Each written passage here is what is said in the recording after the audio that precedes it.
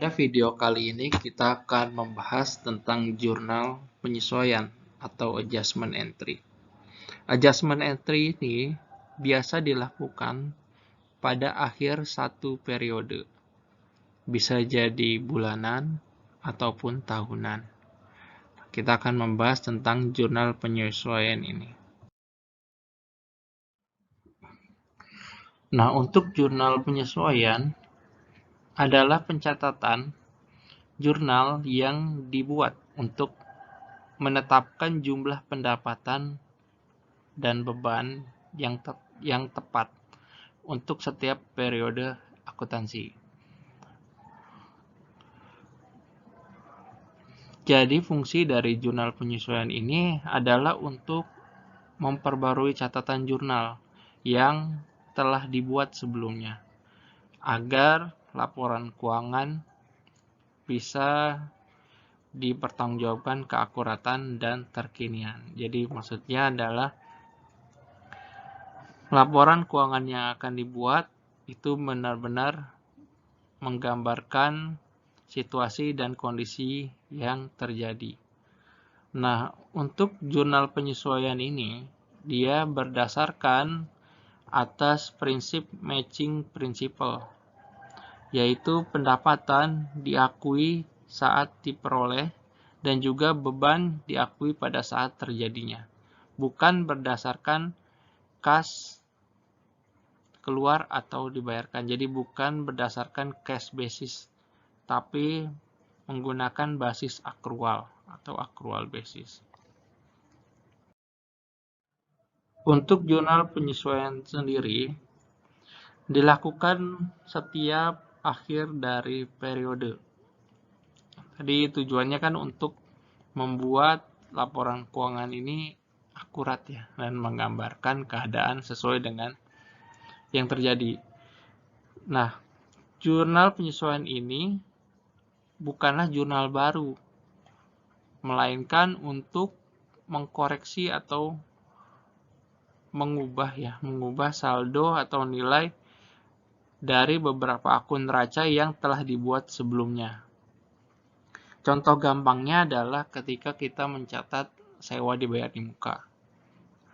Misalnya kita punya perjanjian sewa ya selama 1 tahun, kita bayar di muka misalnya 12 juta, jadi 1 juta per bulan. Nah, ketika kita mencatat 12 juta di awal tahun Januari, misalnya sewa dibayar di mukanya kan bertambah ya 12 juta, terus kita bayar tunai kas 12 juta. Nah, sewa dibayar di muka ini kan dicatat sebagai aset. Kenapa? Karena kan masih berpotensi untuk memberikan manfaat, karena manfaatnya 12 bulan. Nah, apa yang harus kita lakukan nih setiap akhir bulannya? Kita harus mengkoreksi nilai 12 juta ini. Karena kan 12 juta ini untuk 12 bulan. Ketika dia sudah terpakai, harusnya dia dibebankan dong setiap bulannya. Nah, maka kita harus membuat jurnal penyesuaian di setiap akhir bulan. Berapa nilainya? Yaitu adalah 1 juta. Kenapa? Karena kan tadi sewanya untuk 12 bulan, maka per bulannya kita harus membebankan 1 juta. Atau kita harus mengkoreksi nilai dari sewa dibayar di mukanya senilai 1 juta.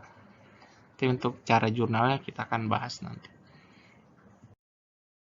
Nah, ini adalah cara untuk mengkoreksi jurnal penyesuaian. Jadi ada beberapa poin di sini, ada beberapa jurnal dan beberapa tipe catatan atau jurnal yang harus dikoreksi.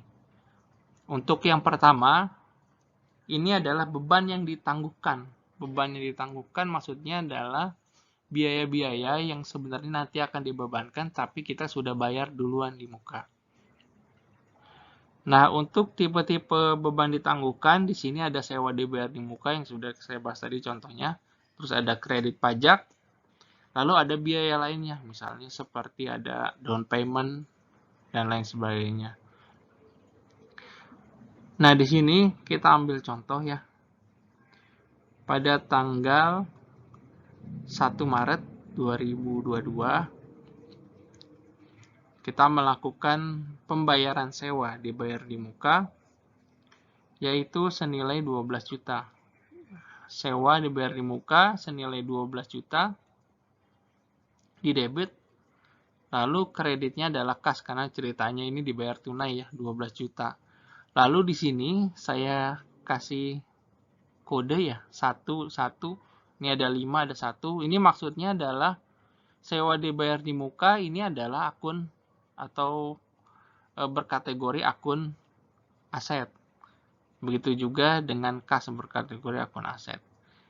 Nah, kita sudah catat di tanggal 1 Maret 2022 ada sewa 12 juta.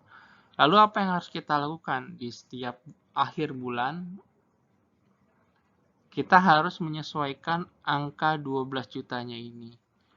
Contohnya seperti ini ya. Di tanggal 31 Maret saya koreksi nilai sewa dibayar di mukanya dengan cara dia saya kreditkan. Tadi kan ada di debit. Nah, sekarang dia saya kreditkan. Kenapa dikreditkan? Karena kan nih hartanya berkurang ya. Harta berkurang berupa sewa dibayar di muka ya. Jadi akun harta sewa dibayar di muka berkurang 1 juta. Lalu apa yang bertambah? Yang bertambah adalah beban sewa karena kan dia sudah terpakai menjadi beban, nilainya adalah 1 juta. Nah, ini adalah akun 5, maksudnya adalah akun beban. Jadi kita di setiap akhir periode harus mengkreditkan akun asetnya atau akun hartanya dikredit, lalu masukkan ke akun beban. Nah, ini untuk contoh untuk biaya atau beban-beban yang ditangguhkan. Lalu yang kedua, ini adalah pendapatan yang ditangguhkan. Terjadi misalnya down payment atau uang muka. Atau juga bisa jadi penjualan yang baru dikirimkan setengahnya atau belum selesai. Nah, untuk case seperti ini, kita ada contoh, yaitu di tanggal 1 Maret juga ya, 1 Maret, kita menerima uang 10 juta, kasnya di debit 10 juta, lalu ternyata ini adalah uang untuk DP jasa desain misalnya. Nah, di sini kita catat sebagai pendapatan diterima di muka di bagian kredit senilai 10 juta. Untuk maksudnya ya, pendapatan diterima di muka ini bukan kategori pendapatan, tapi kategori utang. Jadi ini adalah akun utang ya, atau akun dengan kode 2. Kenapa? Karena kita masih belum menuntaskan kewajiban kita untuk memberikan desain yang diminta oleh PTX. Tapi kita sudah terima uang. Jadi ini dicatat sebagai utang atau pendapatan yang secara spesifik dicatat sebagai pendapatan yang diterima di muka. Dan ini kategorinya utang. Lalu, misalnya setelah 2 minggu, nah ini desainnya udah selesai nih. Kita udah kirimkan, terus kita terima sisa dari DP-nya. Apa yang harus kita lakukan? Yang pertama, karena jurnal penyesuaian, dia adalah mengkoreksi jurnal sebelumnya. Apa yang harus kita koreksi? Yaitu adalah pendapatan diterima di muka. Kita harus koreksi dia, karena sebelumnya itu adalah masuknya kategori utang. Sekarang karena sudah selesai, kita udah terima full, kita harus mengubah dia menjadi pendapatan jasa dengan akun kode akun 4 ya, atau pendapatan. Apa yang harus kita lakukan? Nah, di tanggal 16 kan kita tetap terima ya, sisanya 10 juta.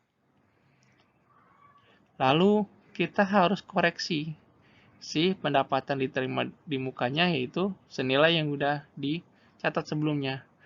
Di kredit 10 juta, akhirnya kita koreksikan, kita harus ke debit ya. Kita pindahkan ke debit. Lalu di bagian kreditnya ini pendapatan jasa. Berarti pendapatan jasanya kita akui sebelumnya ya. DP-nya yang 10 juta sama yang sekarang 10 juta lagi. Jadi dia 20 juta. Nah, jadi untuk pendapatan yang ditangguhkan, yang harus dikoreksi adalah pendapatan diterima di mukanya. Jadi jangan sampai kita salah koreksi. Misalnya kita catat kas lagi. Atau kita lupa untuk membalik si pendapatan diterima di mukanya. Kita harus concern kepada jurnal yang sudah kita buat sebelumnya. Untuk jenis transaksi yang ketiga atau jenis jurnal yang harus kita koreksi, kita buatkan jurnal penyesuaian setiap periodenya, itu adalah beban non-cash atau penyusutan dari aset tetap. Kenapa disebut beban non-cash? Karena tidak terjadi cash di transaksi ini. Cashnya sudah ada ketika pertama kali pembelian. Nah, di sini kita lihat, jadi perusahaan membeli sebuah motor dengan harga 24 juta secara tunai ya. Jadi motornya kita catat di debit karena di aset 24 juta. Terus kita kreditkan kas 24 juta. Di sini diasumsikan bahwa motor ini akan digunakan selama 4 tahun. Dan untuk metode penyusutannya, kita gunakan garis lurus. Selanjutnya, di setiap akhir bulan, kita harus mencatat berapa biaya atau beban yang terjadi dari pembelian motor di awal. Karena kan tadi kita harus membagi bebannya selama 4 tahun. Coba kita hitung terlebih dahulu. Yang pertama, kita hitung per tahunnya 24 juta. Untuk 24 juta untuk 4 tahun. Berarti 1 tahunnya adalah 6 juta. Lalu 6 juta ini kita bagi 12 bulan. Berarti per bulannya adalah Rp500.000. Nah, setiap bulan kita harus mencatat beban Rp500.000 untuk motor yang telah dibeli di tanggal 1 Maret.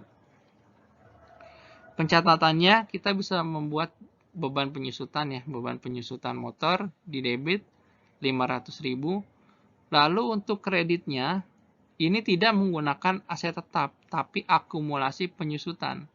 Kenapa? Karena di laporan keuangan untuk aset tetap ini tidak bisa disajikan secara bersih ya. Jadi misalnya dia langsung net aja pakai akun aset tetap. Tapi dia harus membuat akun kontra namanya beban penyusutan. Jadi untuk penyusutan atau pembebanan yang dilakukan itu ditampung di akumulasi penyusutan. Nanti kalau misalnya kalau seperti itu kita nggak tahu dong nilai aset tetapnya ya. Gampang kalau kita mau lihat nilai aset tetap bersihnya ya tinggal kita kurangkan dari aset tetap dikurangi akumulasi penyusutannya. Nanti kita lihat nilai atau saldo dari si asetnya itu. Nah, untuk jurnalnya ya beban penyusutan 500.000, terus akumulasi penyusutan 500.000. Nah, ini adalah 3 jenis transaksi yang harus kita catat.